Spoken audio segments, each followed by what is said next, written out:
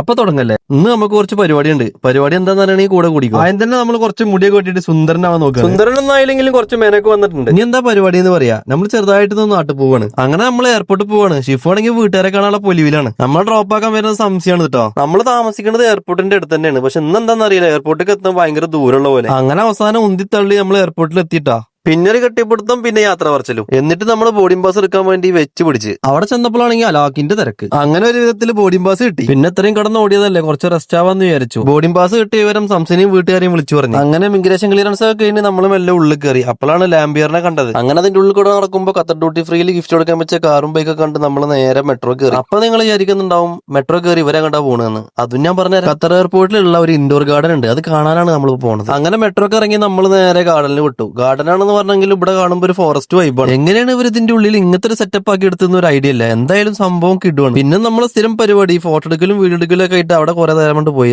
അപ്പോഴാണ് നമുക്കൊരു കോള് വന്നത്, ചങ്ങൈമാരെ വേണമെങ്കിൽ വന്ന് വിമാനത്തിൽ കയറിക്കോ, ഞങ്ങൾ എടുക്കാൻ പോവാണ് പറഞ്ഞു. പിന്നെ PT ഉഷനെ വലിയ പ്രകടനമായിരുന്നു അവിടെ. അതൊക്കെ കഴിഞ്ഞ ഒരു വിധത്തിൽ നമ്മൾ ഫ്ലൈറ്റ് കയറി. അങ്ങനെ ഫ്ലൈറ്റ് ടേക്ക് ഓഫ് ആയി. ഞാനും ഷിഫുദ് ആദ്യമായിട്ടാണ് നാട്ടിലേക്ക് ഒരുമിച്ച് പോണത്. കുറച്ച് കഴിഞ്ഞപ്പോ ഫുഡ് വന്ന് അതൊക്കെ കഴിച്ച് ഒരു ഉറക്കം പാസ്സാക്കി. നീച്ചപ്പോ കണ്ട കാഴ്ച ഇതാണ് കേട്ടോ. അങ്ങനെ നമ്മൾ നാട്ടിലെത്തി. അങ്ങനെ നമ്മളെ ലഗേജ് ഒക്കെ വാരിക്കൂട്ടി നമ്മൾ നേരെ വീട്ടിലേക്ക് വിടുകയാണ് കേട്ടോ. അപ്പൊ ഓക്കെ എന്നാ, ഇനി നാട്ടിലത്തെ വിശേഷങ്ങളായിട്ട് വീണ്ടും കാണാം.